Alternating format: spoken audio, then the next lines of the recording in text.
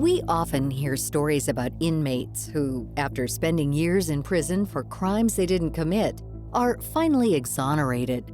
But what about those who are guilty but still set free? In the U.S., about 2% of released defendants are actually guilty of the crimes they were convicted of, according to the National Registry of Exonerations.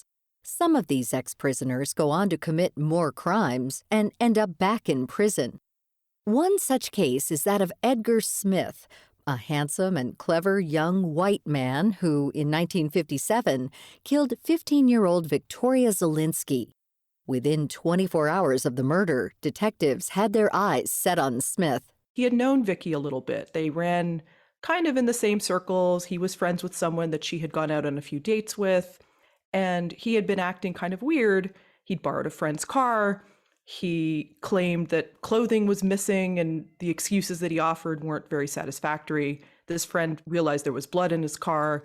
The police would later pick up Edgar and interrogate him, find out that he had blood on his pants. So there was a lot of circumstantial evidence to arrest him. That's Sarah Weinman, a writer and the author of Scoundrel: How a Convicted Murderer Persuaded the Women Who Loved Him, the Conservative Establishment, and the Courts to Set Him Free. Weinman says that this case in particular quickly gripped the nation's attention. Murders, though they were not uncommon in Bergen County, the murder of a teenage girl in such lurid circumstances was a rare occurrence. So there was a trial. It lasted 2 weeks. The jury took less than 2 hours to convict Edgar. He was sentenced to death. At one point the following year, he came within a half an hour of being executed. And so over the course of the next few years, he made a pact with himself that he would do whatever it took legally and educationally not to die. So he took college classes, he read a lot, and then in the early 1960s, after an interview in which he happened to mention that a prison official had been supplying copies of National Review, and that official had been moved so he could no longer have access to that magazine, that got the attention of William F. Buckley, founder of National Review and the architect for the modern American conservative movement. And from that, a correspondence ensued, a friendship ensued, or so Buckley thought. And Buckley came to believe, in part because Edgar was peddling this line, that Edgar did not in fact kill Victoria Zelinsky, that he was innocent and that he should be freed. Buckley gave Smith a free subscription to the National Review, and the two men started to correspond on a regular basis. But Buckley soon fell for Smith's wit and charm, believing Smith to be an intellect just like himself. This so-called friendship ensued in part because Edgar would kind of mimic the way that Buckley spoke, and Buckley had come to believe that someone who was so articulate, who could write so well, who seemed to be a thinker, there was just no possible way that he had killed a 15-year-old girl, and not just killed her, but crushed her skull with boulders. This just was inconceivable to someone like Buckley, who came from privilege, who still lived in privilege, he didn't operate in the same world that Edgar did, and couldn't conceive of there ever being some kind of reconciliation. So he had to kind of put all that aside and just concentrate on Edgar's so-called literary merit. Believing wholeheartedly in his innocence, Buckley, for almost a decade, made a very public plea to get Smith exonerated. He wrote about him in the National Review, in Esquire magazine, and in his nationally syndicated column titled On the Right, which appeared in more than 200 newspapers. He even started a legal defense fund to which many donated. Then, Smith himself wrote a book while in prison titled Brief Against Death, which was edited by Sophie Wilkins at Knopf Publishing. Because Edgar was still on death row, he himself could not promote this book. And so his primary promoter, and who had supplied the introduction to the book, was William F. Buckley. And he would go on The Tonight Show. He would go on other late-night television shows and morning shows and talk about Edgar Smith and further the idea that Edgar was not responsible for the murder of Victoria Zelinsky. And so when it was received in the press, and it sold quite well, and it received tremendous critical acclaim, so it legitimized Edgar's argument that much more. Even Weinman confesses that after reading Brief Against Death several times while writing her book, she too fell under Smith's spell. I'd have to kind of snap back and think, no, I know the whole story here. I know what he actually did and what he was capable of. But if you were a reader coming cold to Brief Against Death, not knowing all that much about the case, yes, you could be convinced that Edgar was innocent. We know today that this wasn't the case, but back then, Smith's charming persona, intelligence, and impassioned pleas pulled people in. He ultimately got a new trial in which the court decided that his confession to the murder was made under duress.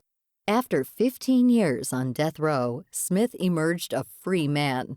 After a shower and a change of clothes, he was whisked to a television studio to appear as a guest on Buckley's popular interview program Firing Line. Weinman argues that this outcome would be different if Smith was not a well-spoken white man. Let's just say that if Edgar Smith had been poor and black, he would never have merited William F. Buckley's attention. And I think it's important to interrogate that the people that we hold up and the people that we pay attention to and the people whose causes we may espouse, we're acting out of our own subjectivity. And by the same token, when people are able to manipulate and persuade and act in ways that are harmful, we can brush that aside because they might seem just like us. And so I think that the sort of category error that Buckley and then later Sophie Wilkins and then others made is that they saw in Edgar what they wanted to see and according to a narrative that they had created. Now a free man, Smith enjoyed minor celebrity status for a few years. He became a public speaker on criminal justice reform and hobnobbed with the social elite of that era. But his second book didn't fare as well as the first, without the help of his star editor, Sophie Wilkins. Buckley privately asserted that the book was terrible and did nothing to promote it. Smith began to accumulate bad debts and alienate people.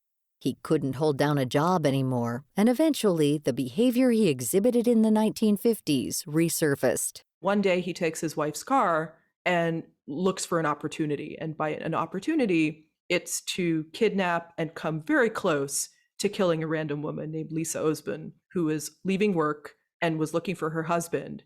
And then Edgar grabs her, takes her in the car, they struggle, he stabs her, he comes very close to killing her, but she's able to maneuver the car and spin out, and other drivers see what is happening. Edgar leaves, he flees, and he is a fugitive for a while. Smith placed a call to Buckley's office and left a message saying where he could be contacted. Within hours, FBI agents arrived at his motel room and placed him under arrest. Smith was convicted a second time, confessed again to the original murder of Zelinsky, and spent the rest of his life in prison. He died in 2017 at the age of 83. A few people all along said, "I told you so." There were naysayers all through this. One particularly vocal one was Ron Khaleesi, who was the son of the man who prosecuted the case against Edgar in the murder of Victoria Zelinsky. He put together a book called Counterpoint, which included the complete trial transcript, and was very vociferous in saying, you should not let this man out, he's going to do something again. And he would give talks to organizations for years thereafter. So he certainly felt justified in saying, I told you so, after Edgar was rearrested. And there were others too. And with respect to Buckley, though, he had a lot of private grief and guilt about it. Weinman has thought a lot about why some are so easily duped, conned, and manipulated for years on end. She's come to the conclusion that it's human nature to see the best in people, and others will always be around to take advantage of that fact. Sarah Weinman's book, Scoundrel: How a Convicted Murderer Persuaded the Women Who Loved Him, the Conservative Establishment, and the Courts to Set Him Free, is available now online and in bookstores. You can learn more about all of our past guests by visiting our website at viewpointsradio.org. For more behind the scenes, search Viewpoints Radio on Twitter and Facebook. This segment was written and produced by Polly Hansen. Our executive producer is Amira Zaveri. Our studio engineer is Jason Dickey. I'm Marty Peterson.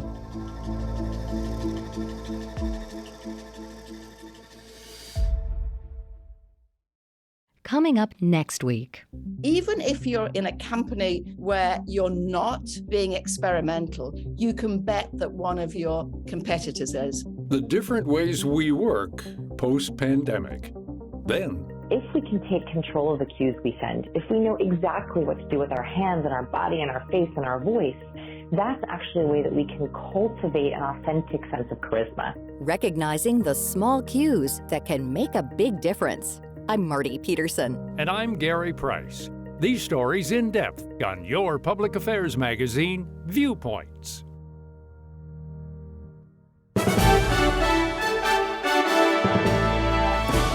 And that's Viewpoints for this week. Follow us on Twitter, Facebook, and Instagram to learn more about upcoming shows and find a library of past programs on Apple Podcasts, Google Play, and Spotify. Plus, you'll always find previous segments and more information about our guests at viewpointsradio.org. Join us again next week for another edition of Viewpoints.